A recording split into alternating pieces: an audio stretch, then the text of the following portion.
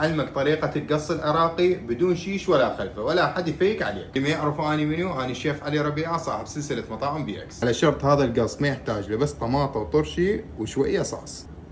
اللي اذا ما مقسبه مرجوعه. يلا نسوي اطيب قص عراق. جبت لحم عجل وشرحته، والشريحه تكون لا خفيفه كلش ولا ثخينه، وسط، لان هاي مو عشيش. اذا تريدون تسووها عشيش شرحوها اخف. بعد ما كملت تشريح اللحم يلا نسوي التتبيله. جبت بصلايه واربع فصوص ثوم، وراشي 4 خواشيق، ولبن هم 4 خواشيق، وهيل مطحون، وزنجبيل، وبهارات مال قص لحم مال ملويه، وياها فلفل ابيض وملح وقرنفل وخل وعصاره ليمونه وبرتقال، ونخلطها كل زين. وراه نديره على شرائح اللحم سويته طبقتين، طبقة جوا وحطيت عليه التتبيلة، وطبقة فوق وحطيت عليه التتبيلة، ونعوفه بالتخميرة أقل شي ساعتين. كل ما تعوفوا أكثر كل ما يصير أطيب. اللي شرحتها واحد وهحط عليها بس ملح. اللي لازم باردة وتقطعوها على مود يصير عليكم أسهل بالتقطيع. جبت تبسي وخليتها على النار، خليتها يحمى زين، وحطيت اللي صفطتها بالقاعدة جوا، وراها صفط عليها اللحم لحماية، وكل ما يستوي عندنا وجه نقلبه. ورا ما صفطنا الطبقة الأولى سويت الطبقة الثانية نفس الشي فوقها، بحيث صار اللحم طبقتين، وذب المونة كلها من الفوق للجوا، وبعدين من قلبه نفس الشي. النار بالبداية لازم تكون عالية، وراها شوي وين تنصوها، وتظلون تقلبون باللحام لحد ما يستوي تقريبا. يطول عندكم 20 دقيقة أو أقل.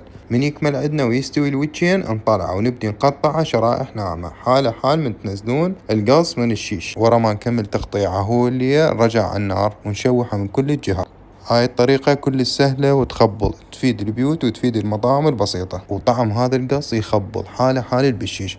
وأحسن ليش؟ لما تنزل من عنده السوائل وتبقى بيها السوائل. الصراحة أنا مسويه أكثر من مرة، بس هالمرة شوية نوعية اللحم اللي أخذته من القصاب كان مو زين، شوية صار عندي قوي، الظهر اللحم كان مستورد. هسه بعد ما كمل عندنا حنبدي نسوي اللفات. نفتح الصمون ونحط اللحم القاعدة الأولى، فوقها شوية طرشي وشوية طماطة، وصارت أطيب لفة قص لحم عراق. وأنتو هم مثلي تحبون الصاص ويا القص لو ما تحبون؟